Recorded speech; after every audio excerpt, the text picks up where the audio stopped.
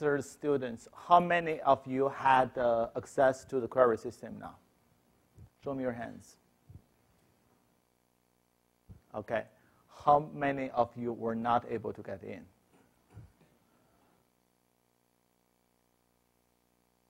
What will happen for the people who didn't show hands in either time? You haven't tried it yet? All right. So it seems that the query system is working, not on the Windows system, and for some reason I have no idea. So if you can, if you're using Windows and trying to get access, and probably want to contact UITS for the help. All right, we just tested here, and it works on the Mac system, and it also works on the Linux system. All right. Okay. Another thing I want to mention today is for next lecture. Next week I will be out of town, so for the next lecture, and it will be a guest lecture from the Center for Medical Genomics, and you will need to go to BRTC for that lecture. So that will be about half of the lecture will be talking about the sample preparation, for the library preparation part, biochemistry part of it. And the second part will be the tour to the sequencing facility. So you will see how fancy the machine is, what it looks like, okay? Why that doesn't work, or things like that. So, and that will be exciting. But I apologize for people who didn't register class, and the classroom over there are extremely small, and they can barely host the registered students. So next, it's a break for you guys so next week, all right, for the students who didn't register. So everybody know where the BRTC is, right? So there's no problem to get there. All right, ask your neighbors if you don't know where that is. And another thing is I just gave another talk this morning, so if I start to lose my voice, but towards the end of today's lecture, just bear with me. All right, so we had 2 lectures in the previous 2 weeks. And the first one was a brief overview of everything, right? Next generation sequencing, how great the technology is, what the different platforms are. And the second one is really going to the data processing part, including the alignment and the data format and those kind of things. So from today, of course, I know I have a little bit left over last time. We'll still finish it.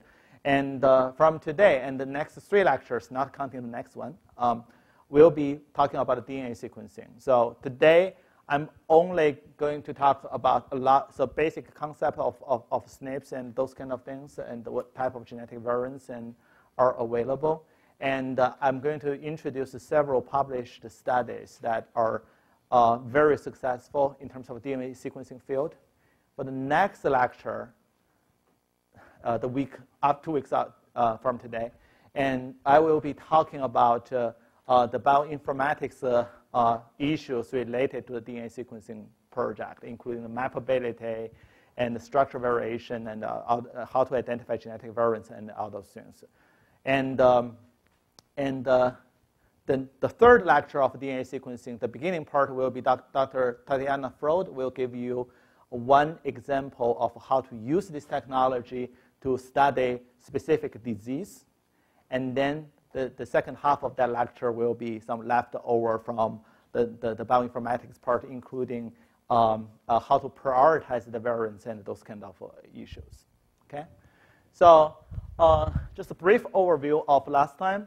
So the data analysis for the next generation sequencing, including 3 components: the primary analysis, secondary, and tertiary analysis.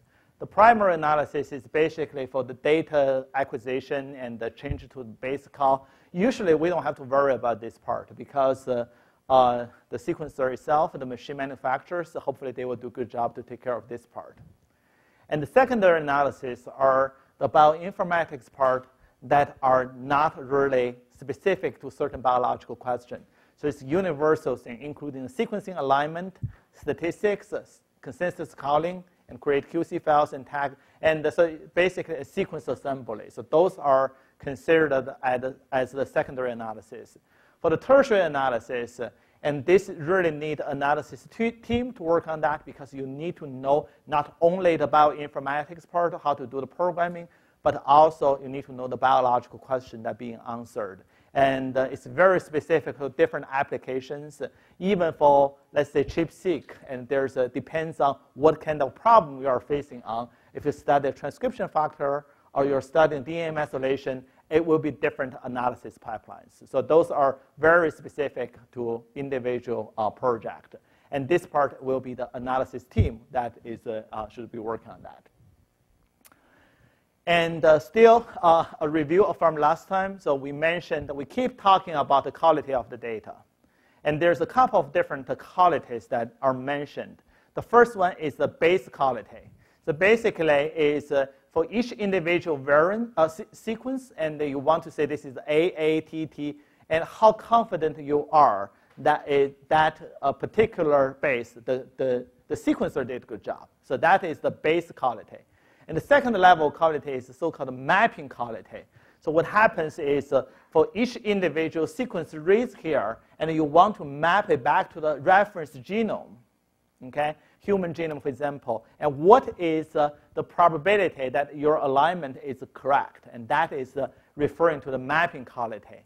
The third level is called the consensus quality. And this part is specific for each individual variant being identified. So if there is, you say this is a homozygous alternative or heterozygous, what's your probability that is right? So this is 3 levels of qualities. If people refer to give you some data and show this is the quality of it's 30 or 40 or whatever the number is, you need to know what quality are they talking about. It's a very important concept. And we also very painfully reviewed alignment algorithms.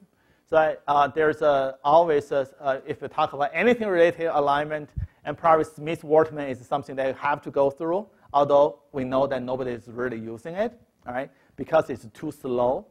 And for the fast alignment algorithm, so we mentioned there's several different categories. So most aligners either use hash table based. So basically, you build a dictionary of the sequence rates, and then you go back to the dictionary to find out where that is in the genome. Or the suffix tree or prefix tree based, and we know there's something called the Boros-Wheeler transformation, and which is very, very smart. Okay? And this figure shows that the resource that being used, if you use the BWT, and actually the size of your index is only 1.65 times of the genome size that you are working on. Where for the dictionary hash table based, it's 15 times, and for suffix tree based, it's 45 times. So those are so in terms of this, in the exam, I'm not going to ask you to tell me how to do Smith-Wortman or how to go through the Boros-Wheeler transformation. Rather, the reason I talk about this is I want you to be able to know that what type of strategies people using, because there's 2 dozens of aligners already there. So you want to know once you pick out an aligner, or tomorrow maybe another aligner published, and you want to know that which category it fits into, whether you like it or not. You can have your more intelligent judgment on that. So there's no reason to be panicked if you cannot go through this, how to do this kind of calculations. Rather, you want to know the basic concept of it. Okay? And the last part we talked about that was the data file format. And we know that this is a very painful, very dirty work. You have to really go back to the lecture notes and to see that what the data look like. But basically, we talk about 3 levels of data. The first one is the so-called FASTQ data. So the thing in the square, they are standard format. Okay, the FASTQ format is just off the sequencer, and it gives you the ACGT and all those sequences, and together with the qualities. And those raw sequences are FASTQ file.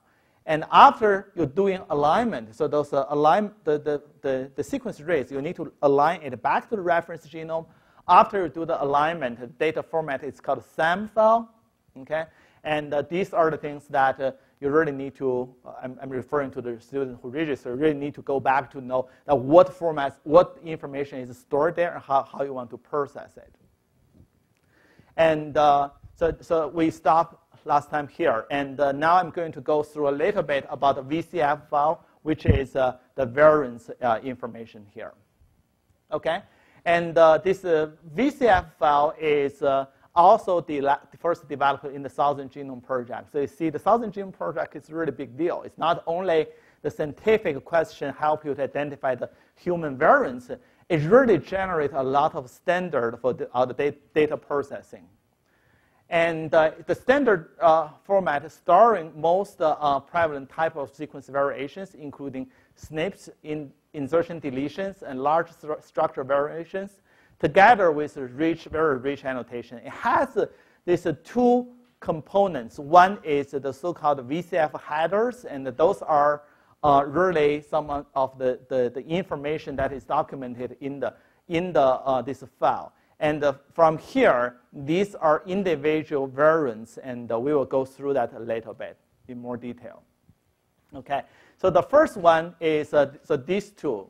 For the type of variation that VCF file will document include the following, including the SNPs or deletions, and large structure variations, insertions, and other more complex events. So you can see this has the field to give you what the reference nucleotide is and what is the alternative nucleotide is. The alternative are the variants that are already being identified in that particular location. And also, there's several columns regarding the quality. So you can see this quality is really the variant quality. So how strongly you feel this, how accurate you think there's a variant documented in that particular location. And again, this is somehow it's a Fred scale. It's a minus 10 times log 10. And Fred scale is very popular in the sequencing data analysis. So there's a small concept that you really want to get familiar with is if there is a variant there, okay, if there's a variant there, the quality really refers to the p-value of there's no variant, okay? So if there's no variant, and if there's no variant, what's the probability that you detect something? So what's the probability you made a mistake, so basically. And here is if there's not a variant detected, and this is really the probability that there's a variant there. So always in this p-value are something that what's the probability you made a mistake, simply put in that way. What's the probability you made a mistake? Let's say if the probability you made a mistake is 0.001, that is pretty good, right? So, and you made a mistake, it's only 0.1%. And this quality value, after you do the calculation, will be 30. So in other words, the higher the quality score is, the less mistake, and simple as that.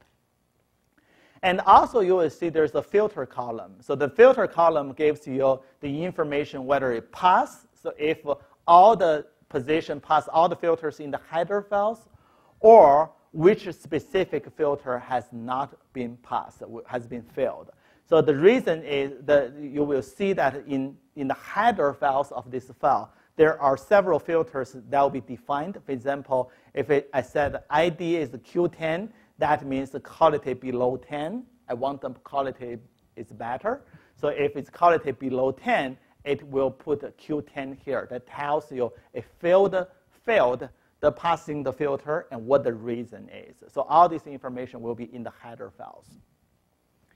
And the next group of information are additional information for this particular variant you identified.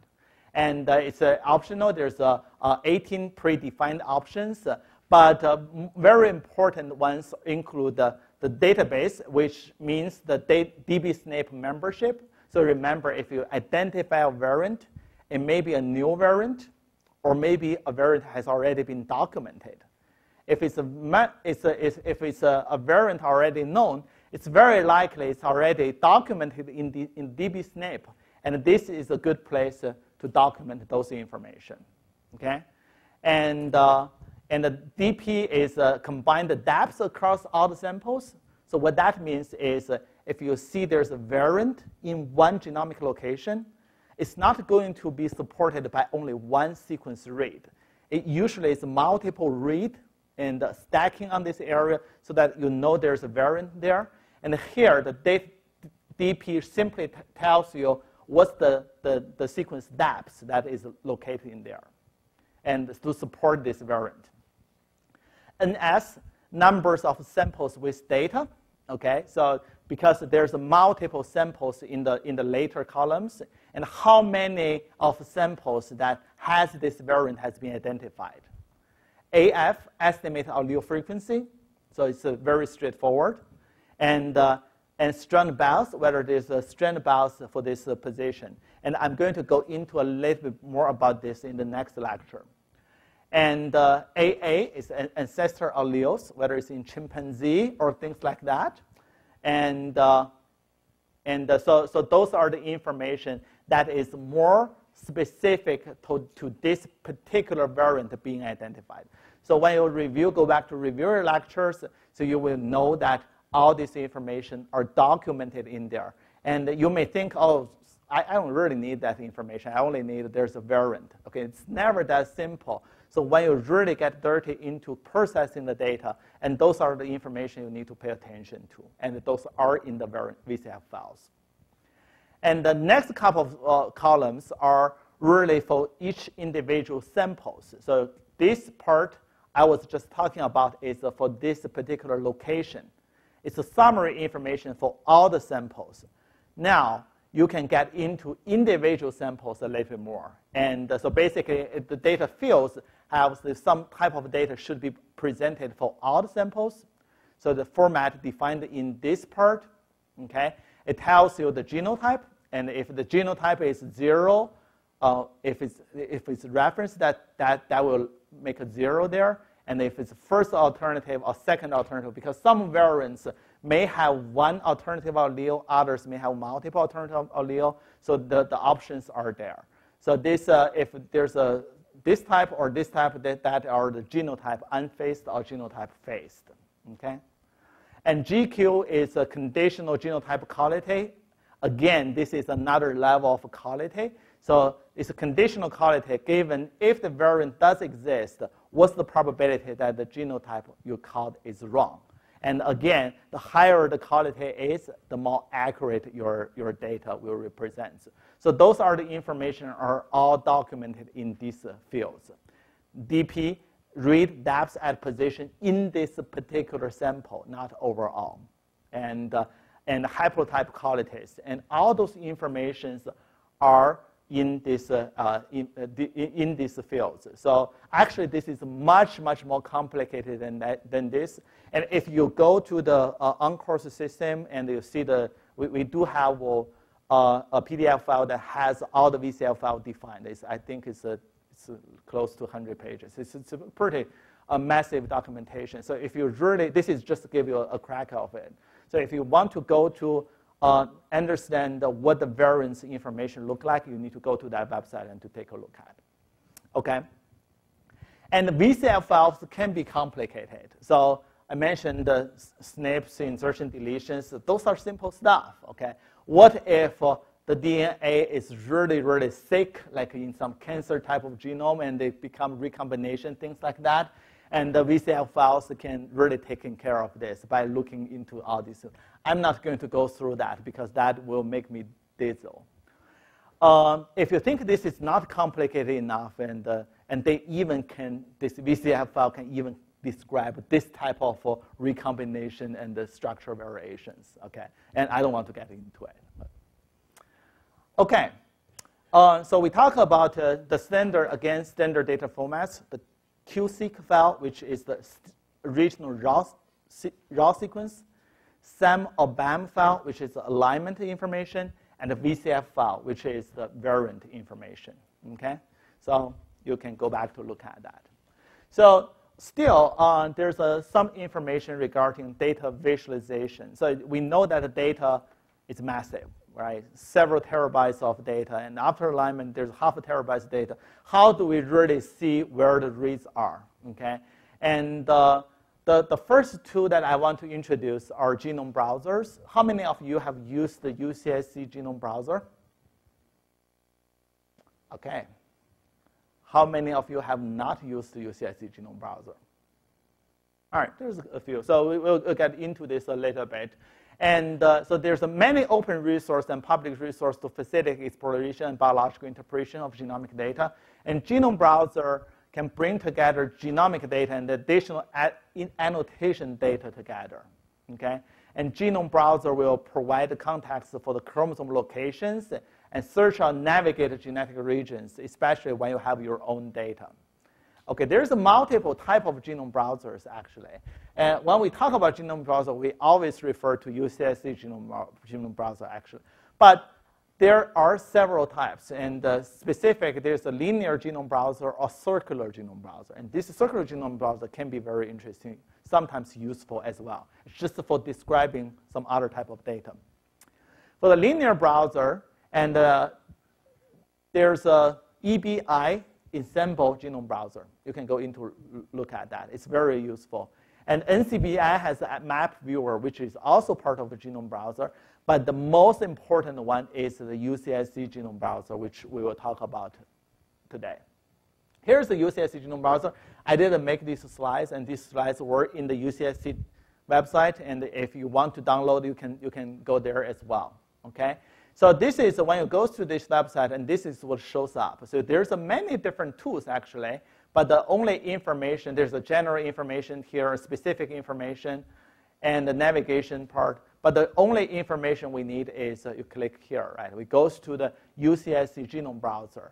And the Genome Browser, this is the gateway start page. Okay, you can see that you can really select the species that you want to study. It's a mammal or human. You can go through many different species, okay? And use this gateway, you can search gene name or gene ID or genomic location or types. It's very, very powerful. And these are, they do have something to tell you what type of query that you can put into here.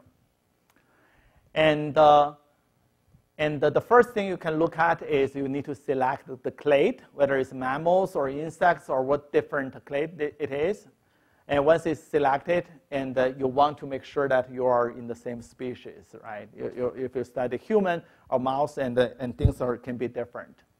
And even for the same, this is important, even for the same species, there are usually multiple assemblies there. And we have seen very common mistake that people say, I know this genomic location has some information, but I go to Genome Browser, it's not there, okay? Because you're using the wrong genome build, okay? This is very important. It's a trivial issue, but that's a common mistake people will make. And there's the latest one is HG19, which is published in 2009. And in this part, you can really put in the information you want to type in, either the chromosome locations or either gene name or things like that. And you can even specify how wide your viewer you want to look at. Okay? And by this, you can select the tracks, or you can configure multiple viewing information.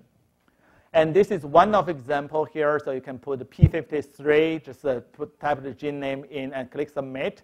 And this will be all the genes related to your P53 will be show up here. And you can select the results you want. Usually what I do is I'll just randomly pick one of it. And this will be the entire overview of the whole genome browser. Of course, this is not going to be the view you are looking at. But the point is, this top part is a genome viewer session, and the later part are just a different type of annotation tracks. And it's very rich information, and including the genetic variation, the annotation of the gene. So you can really go there to take a look at. All right. And for different species, you always see the same pictures, but actually they are different. They have different tracks and using the same software. For different species, some species, for example, human, you have DB SNP information, gives you the variants, where documented variants are. For the mouse, you probably don't have it. So it's very common that you will see different tracks in different species. Okay? And Again, this is just one of the example, T53, and type in the genomic location, and then you can see that all these different annotations are there, and this is the exons or introns, and all those information are listed there.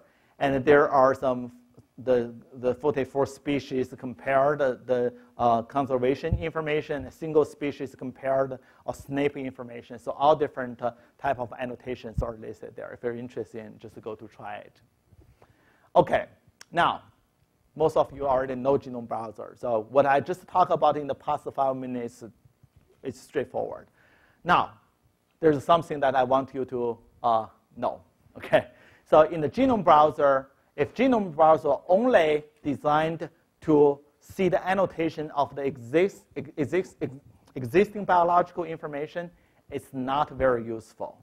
The powerful thing of Genome Browser, it will allow you to upload your own data into the Genome Browser and overlay it with the existing annotations. So if you study ChIP-seq, you identify a peak in a certain genomic location, you want to know, is this peak in the promoter region of a gene? And what is that? So you can load your data into it and then overlay that with existing annotations. That's very, very important. There's two types of files. So there's actually a button, just add custom tracks there, and you will see a picture like this. That is straightforward. Just go to take a look at. But there are something that even people use this tool a lot didn't realize. There's two types of files you can really upload. Okay, one is the text files, and if it's a text file, including a BAT file, GFF, and WIGGLE file, and all those information. And you can just put your file name in here. You can really upload it, okay? Or if your file is a binary file, this binary file usually are large files, including the BAM file, for example, which remember is the alignment after the binary format of a SAM. And those are really, really very large files, several terabytes. You do not do that. You do not really load the data into the Genome Browser.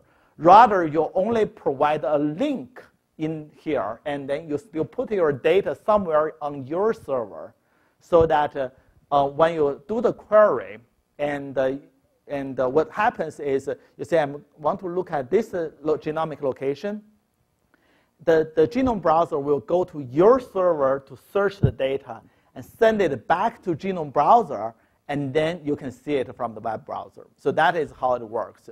And just to keep in mind, if the file is a text file, direct upload. If it's a binary file, and provide the link, okay, Genome Browser will know it. Okay? This sounds straightforward, but I see people in my lab are making mistakes. That's why I talk about this in greater detail. So these binary files, including the BAM files, big BAD, and big WIGGLE files. So if you want to know the definition of those files, and go to the Genome Browser website, they do have it. Okay, and another thing I want to talk about is these different viewing options. So you can. There's really several, so for each track, there's several possible viewing options. If I just put it there, and hide, that means there's no data, of course. Dense, so you will see the data that look like this. So all these things are the exactly same data, okay? And squish are like this. So this is the one that I prefer the most. So if I want to put some kind of snapshot in one of the publications, squish will be the one that I use. And there's a pack, or full. Full is really, you will see the data going very, very long. So you can see that this is probably one of the sequencing information, the start and the location, and things like that. Okay?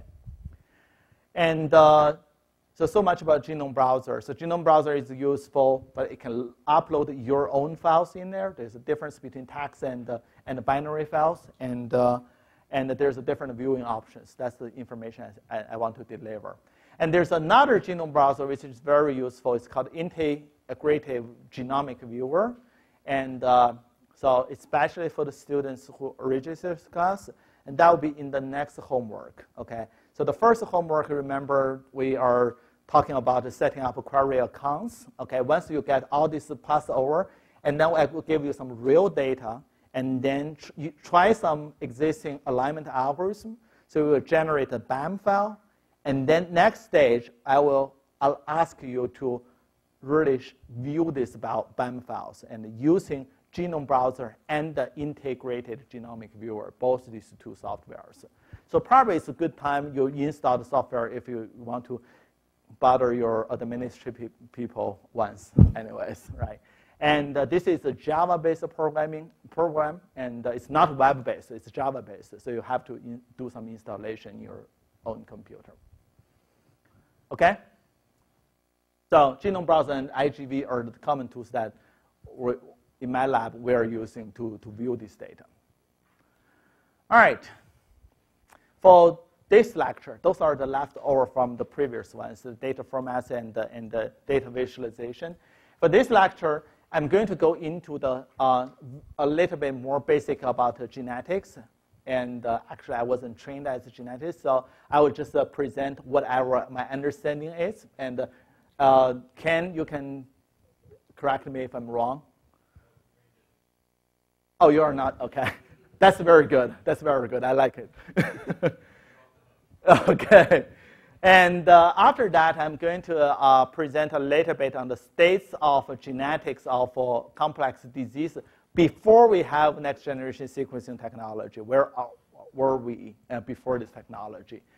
And then I want to introduce some kind of real impact this NGS technology enabled. And the first one is the NGS and the genetics of complex disease, and trying to understand the cause of the disease and how we use this technology.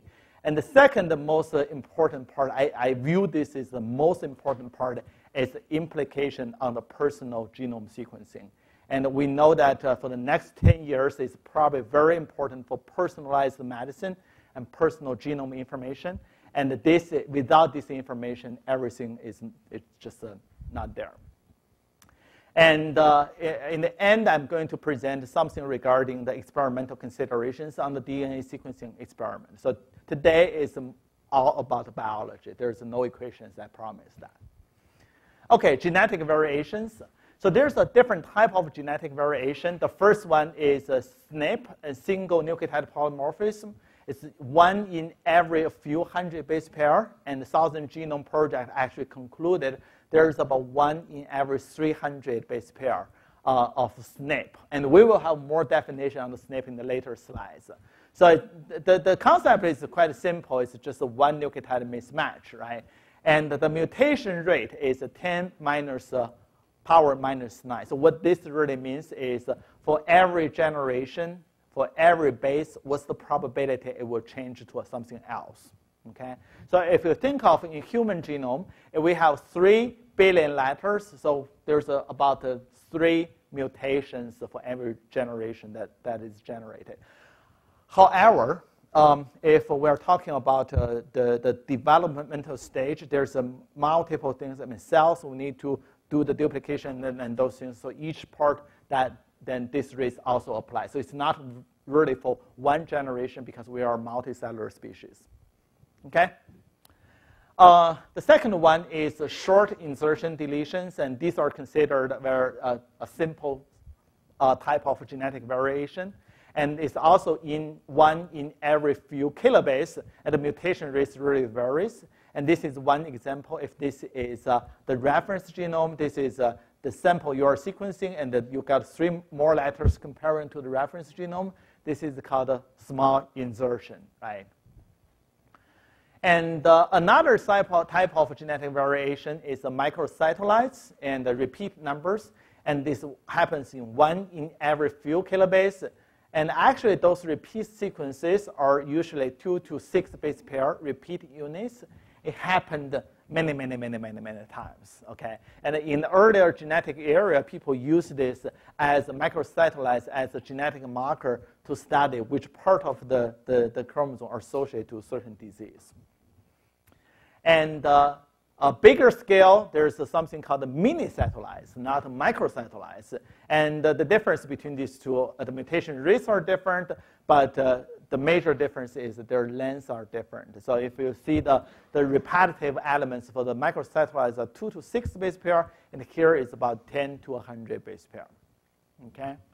And there's many other types of, and including the repeated genes, the ribosome RNA histones, and so there's an even larger scale, and also the larger structure variations, including the insertion, deletion, duplication, inversion, copy number variation. We kind of see this a little bit in the first lectures. Okay, come back to the SNP. I want to give more introduction on the SNP because this is the most common type of variation that we will observe. So a SNP is defined as a single base change in DNA sequence. Okay, that's simple, we know that. And that occurs in a significant proportion, more than 1% of a large population.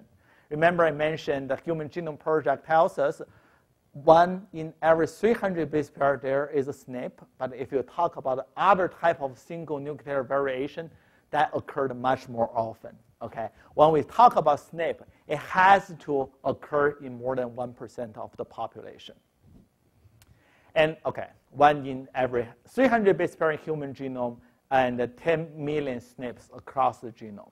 Okay, that doesn't mean that one individual has 10 million SNPs. Okay, that's a human as a whole that we have about 10 million SNPs. That's the current estimation at least. And SNPs are conserved across the genome, often in patterns called haplotype blocks. So the reason I want to talk about this is I want to give you the introduction of what is haplotype in the later slides. And SNPs are the most simple form and the most common source of genetic polymorphism in human genome. 90% of all human DNA polymorphism are associated with SNPs. Important. All right. There's 2 types of SNPs, and this is kind of important. And there are 2 types of nucleotide-based substitution resulting in SNPs. One is called translation. The other one is called transversion. Okay? For the translation, that means substitution between purines or between permuttins. So if the reference genome is A and they become a G, that is a translation. If it's C become a T, it's a translation. While transversion is a substitution between a purine and a permutin. If it's A become a C or become a T, that's a transversion. Does that make sense? Okay. All right. And the reason I think this is a big deal because I didn't know this not a long time ago. So I just want to make sure that everybody is on the same page because I wasn't. Okay, a couple weeks ago. So the ratio of the number of translations to the number of transversions for pair of sequence becomes 0.5 when there is no bias towards either translation or transversion substitution. Okay? So the reason for that is if you've got an A, if it reference is A, you become a translation. You can only become to a G. That's a translation, right? If it's a transversion, you can become either C or T. So you have double the chance to get a transversion if there's no bias at all, okay, between translation and transversion. However, recent human studies, particularly from Southern Genome Project, have shown that for the whole genome, a translation-transversion ratio is 2 to 2.1 is generally correct. In exons, this number goes to even higher, goes to 3. Okay, and you may think this: how do we use this type of information? And actually, this is a kind of evaluation for the quality of variation you identified as a whole. Okay, we'll talk about that next time regarding how to use this translation transversion. But the concept here is simple but important. Okay. SNPs are not independent events. So if we talk about 2 SNPs, okay, they are actually linked together. Okay, now brings in one concept called allele. Okay, allele is one of 2 or more forms of the gene. So there's a, okay, I'll use this one, it's closer to me. A, and B, and each one is an allele. Okay, And the recombination leads to the generation of new combination of alleles. So you can see that in the original case, and this is the ABC all small and the big ABC all small, right? And then it duplicates, it becomes the same. But if this part recombination or crossover happened here, and then you're generating a new combination of alleles, so it becomes small AB and large C. Okay, here is a big, large AB and a small c. So there's a new combination will be generated.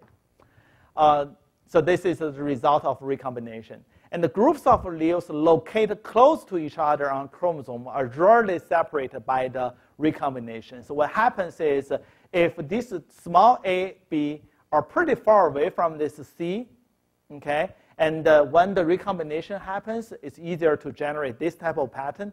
But if it's very rare that you will see that A, B are in different recombinations. So that only happens when the recombination happens in between of this, and that is kind of a smaller probability comparing to happens somewhere here, right? Because it's a larger area. So what happens is neighboring SNPs are frequently inherited together. They are never, I shouldn't say never, they are rarely separated. Okay? So the point here is SNPs, they are not independent event, rather they kind of inherited together, especially for the neighboring SNPs. And this will come to the concept of so-called haplotype. So you can see the haplotype are actually the blocks of associated SNPs. Okay? If we know that there are some SNPs, they are pretty close to each other, and the combination of these individual SNPs will eventually form a haplotype. Okay? Blocks of associated SNPs together. Okay? Is that something understandable? All right, and this is haplotypes sometimes refers to different phenotypes. So you can see one example here is the eye color for that particular gene and different colors. And the black eye and this 3 SNPs is A, G, or deletion here. And that will become a black eye, and the brown eye is GTA, and the GTA. So those different haplotypes can refer to generate different type of phenotypes. Okay? So we're talking about alleles, which is the individual variants. Okay? We're talking about the alleles, their recombination can cause the neighboring ones always inherited together, and that they form as haplotypes.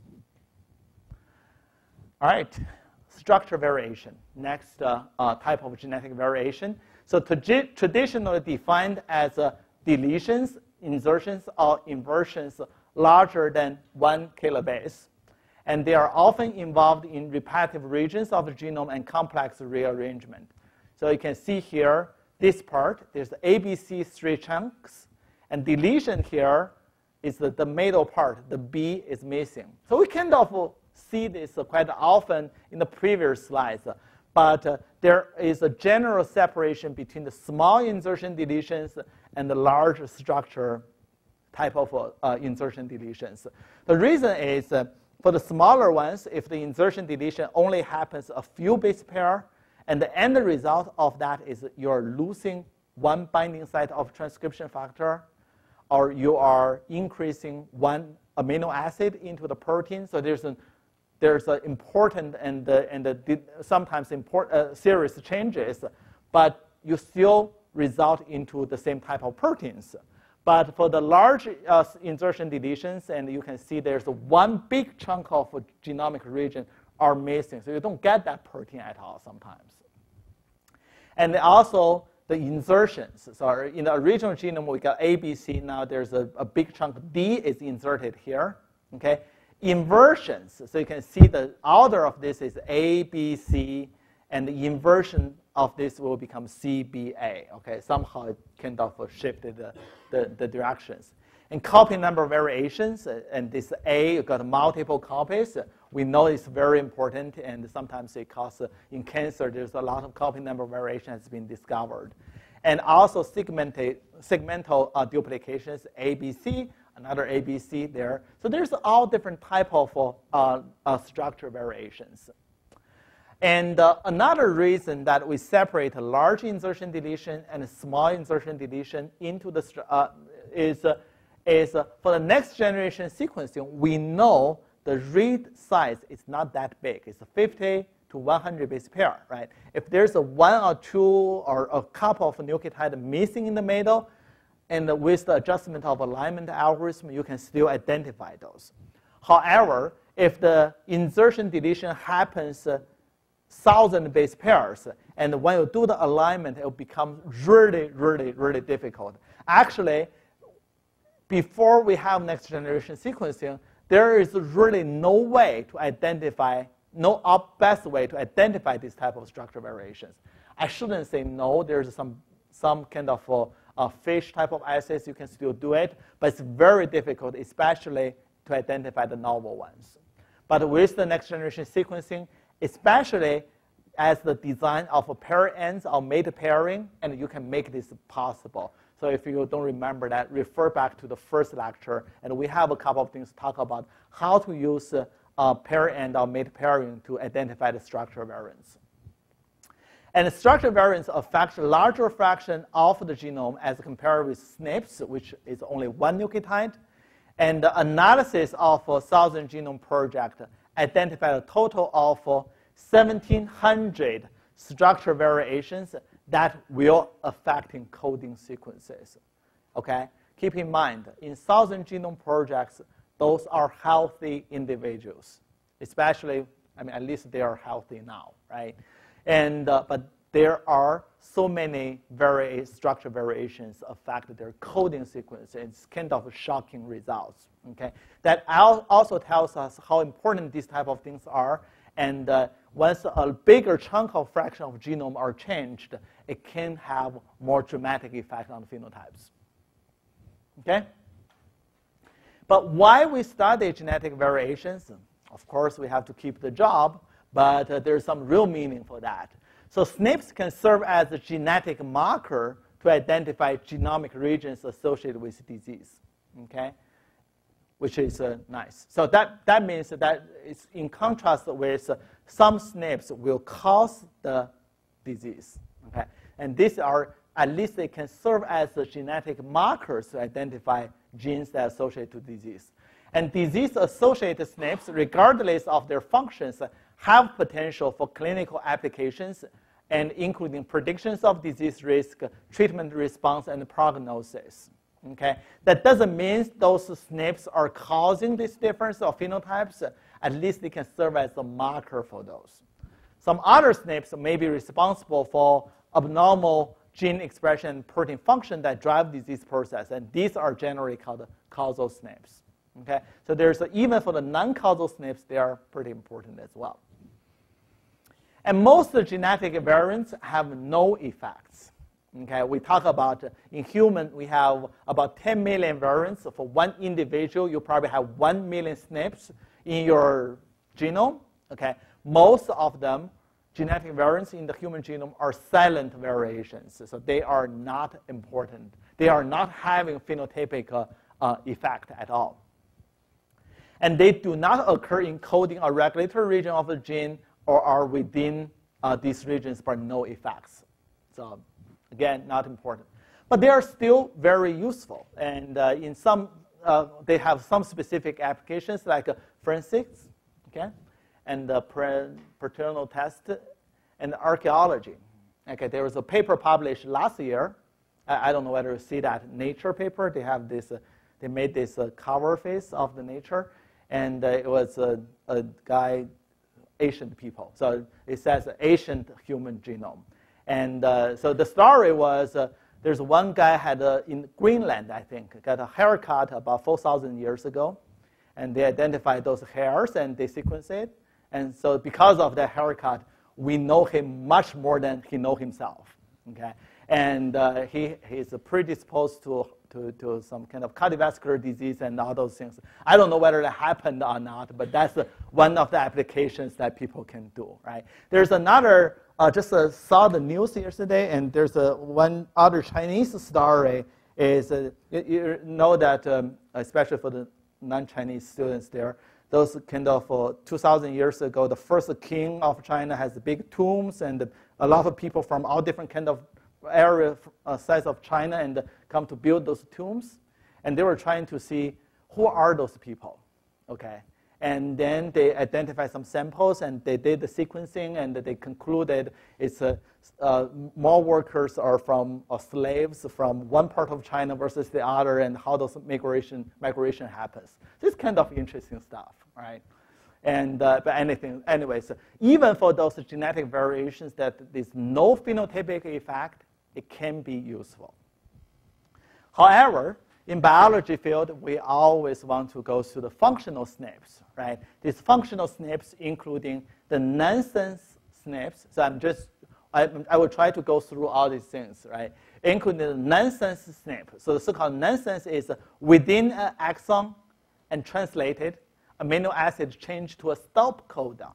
All right, that is a big problem. So you think of there's a gene and the RNA, whatever, and the transcribed, and then you do the translation. All right, and from beginning to the end, but not to the end. There's somewhere in the middle.